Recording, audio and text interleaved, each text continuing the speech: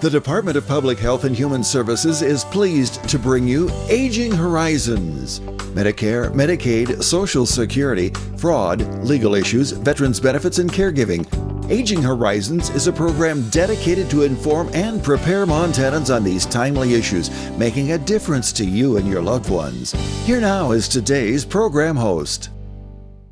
Hi folks, today on Aging Horizons we have a very special guest with us. We have Carrie Rydlbaugh, who's coming to us from the Office on Aging. We're going to talk about state plans, we're going to talk about the Older Americans Act, we're going to talk about the kind of services that you can expect from our state Office on Aging, or the State Unit on Aging as it's also known. We have a lot of great information for you today, so stay tuned. I think the most pleasant surprise when we turned 65 and signed up for Medicare Part B was finding out about our Welcome to Medicare preventive visit. It was free, and it gave us the opportunity to visit with our doctors and establish a plan for our health going forward. They reviewed our medical history, measured our height, weight, blood pressure, and counseled us on other risk factors. To learn more about Medicare's free or low-cost preventive and wellness benefits, call your local SHIP counselor at 800-551-3191. I mentioned it's free, right? Twice. If the Aging Network in Montana was a restaurant, the sign out front would say, over 50 million meals served over the last 30 years. Since adequate nutrition is critical to health and quality of life, nutrition services are an important factor in keeping older Montanans healthy, independent, and living in their community and home. To find out more about senior nutrition programs in your area, call 1-800-551-3191. Final call from flight 566. Hello, gentlemen. May I see your Montana Real IDs? IDs? Why, I'm Captain Meriwether Lewis. And I'm Captain William Clark. Hang on, I see more than one William Clark. It's the real me, I promise. Discover more at mtrealid.gov. Available now. Montana Real ID. It's the real me. And me. Elder abuse is a growing problem, and it's happening right here in our Montana communities. At least 1 in 10 older adults are victims of physical or emotional abuse, financial exploitation, or neglect. To get help or report elder abuse, call your local area agency on aging or Adult Protective Services at 1-844-277-9300. Hello everyone and welcome to Aging Horizons, brought to you by the Department of Public Health and Human Services. I'm your host, Kimmy Everman, and we have a very special guest with us today, Carrie Rydlbaugh. Carrie is the Bureau Chief of the Office on Aging, DPHHS Senior and Long-Term Care, and is part of the reason that we're on this show every week. So Carrie, welcome. Thank you. Nice to have you. Thank you. First of all, let's just make a little bit of clarity about the Office on Aging. Where are we located? We're in Helena. Yeah, so, and people can stop by if they need to. Right. And we're going to put up our number, which is a toll-free number, so that anybody that needs to get a hold of us for any reason can give us a call. So we're going to run that on the screen. So tell us a little bit about the State Unit on Aging, or the Office on Aging. What do we do there? We do quite a bit. It's quite a variety. Yeah. We're responsible for the Older Americans Act. That funding, it started back in 1965. It was amended in, when was it amended? In 2016, and it's up for another reauthorization this year, so they are working on that. So Carrie, what is the Older Americans Act? It's pretty important to us in aging, isn't it? Right, and it's what actually established the Administration on Aging. Oh, okay. So that's the federal level. Sure. And then it also brought us the state area agencies on aging. Right. And that we contract with them. There's 10 in our state, so the services are offered throughout the state. There's some differences depending on the area. Sure, but every part of our state is part of one of those regions. And as long as you're mentioning it, let's put their number up as well. Great. Thank you. And run it across the screen, because we want people to be aware that they can call that number from wherever they are, and it'll ring to their local area agency. Right. on Aging. Oh, okay, so go ahead. So I have the mission of the OAA, Sure, so I let's want to hear read it. that so I don't mess it up. Sure. So to help older people maintain maximum independence in their homes and communities, and to promote a continuum of care for the vulnerable elderly. So social services, as we age, things change. Right. Our income may change. Right. Our physical abilities may change. So services are needed. Right. So does the Office on Aging actually give those, or do they help more with the coordination of those things? Right, yeah. So we work with the 10 area agencies on aging, and they actually provide the services through either themselves, and there's a lot of subcontracting that's done Right. with senior centers, And that's councils on local aging. too, right? And one of the reasons I think that we love that local piece is that everybody in Montana is such an individual, and what works for them in Hamilton may not work in Ekalaka. Yeah, there's lots of differences. They say you've seen one area agency on aging, you've seen one. Right, exactly. They're And all different it's and so unique. nice that they're able to fit the service that they provide to what is needed in their community. Yeah. And so that Older Americans Act, it's so crucial. Right. And you said it's up for reauthorization soon. Right, yeah, they amend it every so often. I'm not sure what because I know last time they were very late in getting it amended, so it just depends. Right. So how does the State Unit on Aging work with the programs that the Older Americans Act says that we need to work with? How do we do that? Where do we get the funding? We get the funding from the feds, so it comes in, and then we have a funding formula where it's allocated out to the area agencies on aging. Okay. And let's just clarify, when we say our feds, who are one of our biggest partners is the ACL. Do you want to just say what that is? It's Administration for Community Living. Right. And we work a lot with them. Yep, and they oversee several different grants that we'll talk about later, and the Older Americans Act. Yeah, right. And in Montana, the area agencies all coordinate with us at the at the State Unit on Aging, and just some of the things that they have: supportive services, nutrition services. Right. What else? Transportation, homemaker, respite, caregiver support. Which we'll talk about more a little later. Right. Yeah, and ombudsman we have, and legal services. So we have a staff of 8, I believe. I know. It's hard to remember. And we are running different directions, and it's a very busy office. Another thing, and we can talk a little bit more about that too, is we have a great resource directory that we want people to make sure that they're aware of. And we're going to put that information up on the screen as well. Sorry, everyone, you better be writing things down quick today because we have a lot of information. But that is a huge resource, isn't it? That was part of our ADRC program, which stands for Aging and Disability Resource Center. And so that's a requirement to have a public resource directory that's kept up to date. So we have a person that we employed through one of the area agencies on aging, and she does a great job of contacting the folks. Every month she pulls a list of who's due for their annual and get the information updated. Yeah. Because you know, Carrie, so many times you'll go on a website and it will be out of date. The person doesn't do the service anymore, and it's frustrating, and people stop using a resource because of that. So this sounds fabulous. Right. So we also provide training, and we have a great bunch of people out there that work for the area agencies on aging that advocate for folks, and so we provide training and support to them as well. Have great folks working great with us. advocates. And we're going to talk more about them because we're running out of time in this first segment, and we don't want to miss talking about the great advocates that we have out there that are available to you. We have lots more to talk about. Don't go anywhere. Stay with us.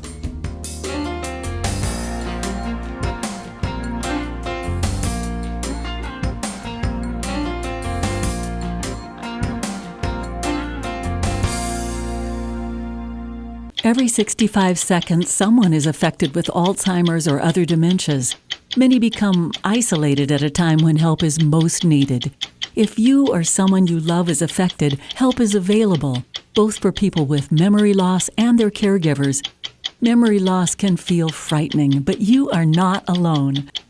Call the free 24/7 Alzheimer's Association helpline, 800-272-3900, for guidance and support. You mean I can get help paying my prescription drug premiums? Let me get this straight. I could be eligible for help with my family's prescription premiums even though I own my own home? And our assets won't be counted. If you're a Montana resident enrolled in the Medicare prescription drug program, you could be eligible for help paying your premiums. Call or visit the Big Sky RX website today to find out, even if you think you're over income. What do you know about that? I'm eligible. I was outside working on some equipment, nothing too strenuous. I started sweating and feeling out of breath. When he felt pressure in his chest and aching in his arms, I knew we had to call 911. First responders were there before we knew it. 38 minutes later, the doctors had restored the blood flow to my heart. Now we know dialing 911 saved his life. Your life is on the line. This message sponsored by Mission Lifeline Montana. When I found out it was diabetes, my first thought was, Barb, you need help. You have to take control of this. There is help. My doctor gave me a phone number. I called and signed up with a diabetes educator. There is help. I have to put blinders on when I walk past the bakery counter. I can feel my blood sugar go up. You succeed a little at a time. If you have diabetes, help is available. You do not have to do it alone. Ask your doctor about diabetes education or visit montana211.org. Hello everyone, welcome back to Aging Horizons. We're here with Carrie Reitelbaugh today, the Bureau Chief of the State Office on Aging here in Helena. And Carrie, again, welcome back. It's great to have you. Hope this is just the first of many visits. And in this segment, I wanted to talk a bit about, we've talked about the Older Americans Act and how very important that is to seniors and to everyone. It guides us as to programs, and it also looks for ways to find those gaps that we need to fill. And we know that we have a few really great programs that we're working with now that I wanted to just kind of mention. And the first was the SHIP and MIPA. And I know that that's another ACL grant. Right, so that's a separate grant from the Older Americans Act. Right. A really important program. It helps advocate for Medicare beneficiaries of all ages, no matter what, because some are on both Medicaid and Medicare, so we can get some younger than 60, but typically our age group is 60 and older. And I wanted to just say too that, and we're gonna, first of all, we're gonna run that, the number for our fantastic SHIP counselors at the area agencies, because that's who folks need to speak with. But one thing that has really increased with those folks in the past few years is that Medicare, Medicaid individual. And I think it's fabulous that we have people who can help out with that, because that's a difficult place to be sometimes. It's a pretty complicated navigation maze that these advocates can help folks through. So it's very important. During open enrollment, there's the Part D open enrollment. That's a very busy time for them, and they look at the plans that they're on and help them determine if it's still a good plan or if they need to switch. Based on the medications that they use, and we save pretty big numbers. I would hate to say it because I don't know, but I know you're right. They're big numbers, and you're so correct. I'm so glad you mentioned the Part D season, because that's huge. The other part that goes along with those SHIP funds too that is very important are the MIPA funds. And those funds are supporting identification of beneficiaries who may be eligible for helping programs. Right. Why is that important? Well, we know. Well, it can barely offset what they pay for premiums, and it takes care of some of those payments that they would normally be responsible for, but because of their income and where they're at. And it's a way of, as we often would say to folks, keeping that extra $100 or so in your bank pocket account. to spend on something else. Exactly. And even if it's... And it could be food. Right. Or it could be a haircut or something for you. It doesn't matter. It just is great that you can, save that money. And so SHIP counselors can help people figure that stuff out? Yes. Yeah, because I know that helping programs are huge around those two subjects, Medicare and Medicaid. So glad we have those So folks. we provide that training out of our office, our SHIP director. Oh, okay, sure, yeah. And so responsible for that. and then they go to the areas and do the work locally. Great. Now, another super program that I love is the Lifespan Respite Program. That's a and I know, favorite. yes, and I know it's near and dear to your heart. Tell us a little bit about it. So we've been working on this grant since 2011. The first 3 years was really a lot of education, building our website, working on the coalition, growing that group of people to help with it. And then the next 3-year grant, it was, okay, you have some money for provision of services. Like, what? So now do it. So now we get to, so we developed a voucher program for respite so that these caregivers, family caregivers, can get a short break from those caregiver duties that they're dedicated and willing to do for their loved one. But they need a break. It's really important for their health and well-being, and you don't want them to lose their identity by just being so engrossed into caring for that loved one and forgetting about who they are and what they enjoy doing in their free time and who their friends are. Many of them get very isolated because people don't know what to do, but you can always help out. You can always bring a meal once in a while or show up and help maybe clean up the kitchen casually, because some of them don't like to ask for help. And, but we're really trying to change that and make it to where it's okay to need it, it's okay to want it, and it's okay to get it. I was going to ask you to give us the tagline, which you just did. Thank you, because I think it's simple yet quite elegant and straight to the point. And we do need to make sure that there's no stigma. And let's put the information up about how to find that out, because we don't want folks to hear about this program and us not tell them how to access it, and then we just have a minute left. Let's talk a little bit about the Alzheimer's Disease Supportive Services Program that we've been working on. This is a new grant that we were awarded in 2017.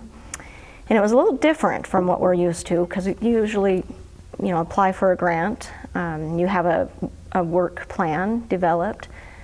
Well, this was different because they asked us to relook at things, and they did this with all the states, all the recipients, and so we had to actually redo our work plan with their resource TA folks, and it took almost a year before we could really get going on the grant to really pin down what are we going to do. And somebody else wrote the grant, so with some staff changes, so it was probably a good thing to unless people think that that's too long of a time, you're talking about a big project that it was very important to get it right the first time. And work with our partners. And work with your partners. So now we have it laid out, we know what our direction is, so we're really focusing on recruiting outreach volunteers around the state so that they can offer these trainings with the help of the Alzheimer's Association. Great. They have great information. And we'll talk more about it in our next segment. We want to hear more. Thanks.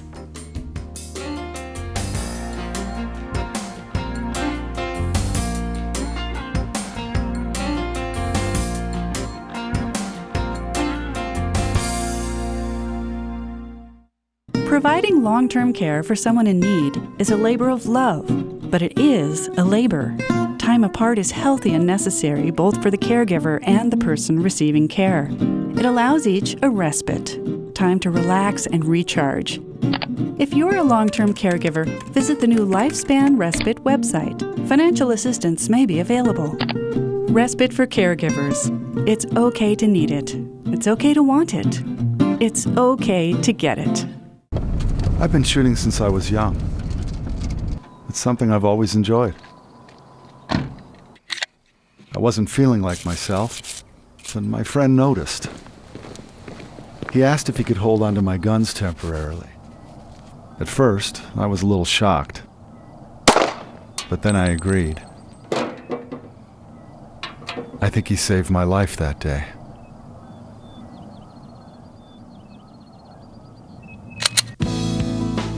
The face of the American workforce is changing. People are healthier, living longer, and living better. Baby boomers are a valuable resource for the workplace of today and tomorrow. They're still active and eager to help. Experience, dedication, wisdom, these are just some of the significant assets older workers bring to the job. Age is an asset, experience a benefit. I'm Attorney General Tim Fox. Nowadays, all of you have to worry about cybersecurity. Something as simple as visiting pirate websites can put your computer at risk. Hackers use pirate websites to infect your computer and steal your ID and financial information, or even take over your computer camera without you knowing it. Don't let hackers into your house. Be careful with the websites you visit and warn your kids on how to stay safe online. To learn more, visit my website. Hi folks, welcome back to Aging Horizons. We're here with Carrie Reitelbaugh, Bureau Chief of the Office on Aging here in Helena. Carrie, again, glad to have you. Thank you. Now, we've talked a lot about what happens and what kind of goes on at the Office on Aging and how we're guided and such, but there's another huge piece that we want to tell folks about, isn't there? And they're called state plans. Yes. What's that all about? Well, under the Older Americans Act, we are mandated to prepare a state plan in order to get our funding. So if we don't do it, we don't have the funding. Yeah, okay, so it's pretty that's important. A big motivator, yep. Yes. So we're at least required to do it every 4 years. We did a 3-year plan this year so we could get off of the legislative cycle, so we don't have that going on at the same time. Oh, great. So our next one will be a 4-year, and we'll do that in 3 years. And it goes to the Department of Public Health and Human Services at the federal level again to ACL? Yep. Okay. Awesome. Yeah, so they go ahead. Work with us. Hopefully it'll be approved. The governor signs it, our DPHHS director signs it. So they're in the process of reviewing it, and it will be done and available for people to look it over after June 15th.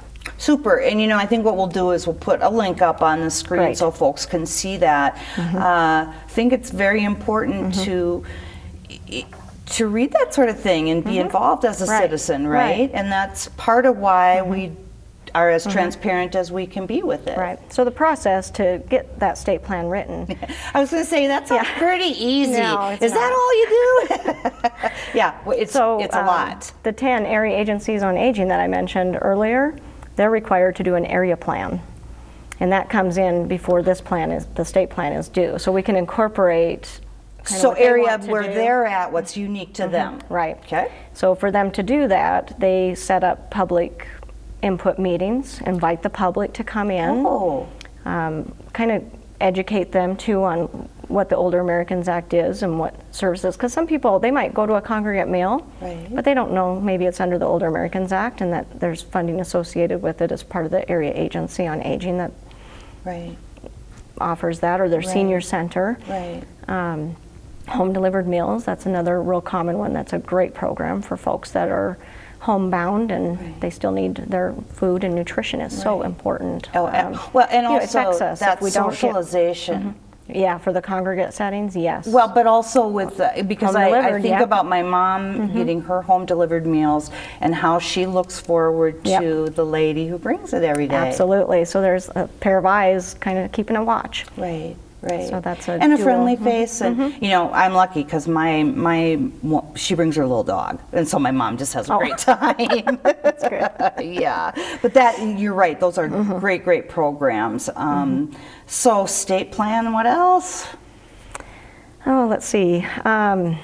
We talk about strategies and performance measures in that plan. So it gives us an opportunity to really look at where we are, where we need to go, because we know that 85 plus is the fastest growing age group in our state. Exactly. We have 2 super centenarians, which are 110. Wow. Yeah. Wow. So we are an aging state. We're rural and frontier, so that gives us some challenges of sometimes in the community there's not a lot of services, and so people have had to leave their community to go find services in a more rural or urban area. So that's sad to me. I mean, that's where their friends are. That's where they've lived for probably their 50, whole life. 60 years, potentially. Right. And because they need some extra help, they can't get people out there. And so there's a lot of challenges for our state that we have to look at and strategically look at how can we make it better? How can we get folks home delivered meals delivered when it's quite a trip? Right, exactly. So some of them they'll throw in some frozen meals to get folks through. So as long as they're capable of heating them up, we can do that. Yep. So that's something. Which is a great idea. That they do that for my mom. Bring her a Saturday and a Sunday meal that's frozen. And I think the whole premise of having these area and state plans, it just really holds us all accountable to doing what we need to do. Right. And getting the things done that are the most important and doing them in a way that's efficient, accessible, and that we don't waste money. Right. So that plan's going to be up pretty soon. You're hoping that you'll be able to have it up by the 15th. Yes. And anybody can take a look that really wants to. Right. Right. It's interesting. I hope they like reading it. Yep, I agree. Yeah. And it's a really good way of getting involved, especially if you're a person who's aging. We want people involved. Yeah, we want to hear what they need and what the gaps are in their area, and to see how we can fix that or how we can add to it. We're always looking for volunteers out in the field. Yeah. We need volunteers actually right now for our ombudsman program. So we'll put the number up. Yeah. And hopefully people can call in, and we're as you say, we're always looking for good folks who want to get back. Right. So the ombudsman program, for those folks that don't know about that, because sometimes you don't until you're actually a resident in a facility. So these are advocates for residents of assisted living and skilled nursing facilities and our critical access hospitals who have swing beds in the more rural areas. So extra eyes and ears are really important especially in the more rural areas. It's a long distance for some of our ombudsmen to drive. Right.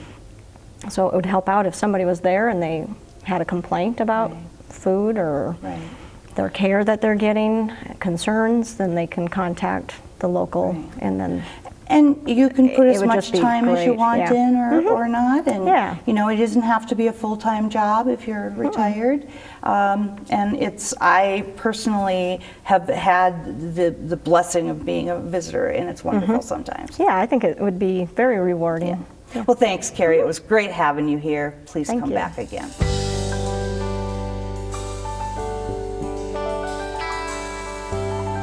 Special thanks to the Department of Public Health and Human Services for their continued support. Hosts on Aging Horizons are program specialists at the Montana Office on Aging. Production facilities provided by Video Express Productions. For more information about Aging Horizons, call the Department of Public Health and Human Services toll-free at 800-332-2272.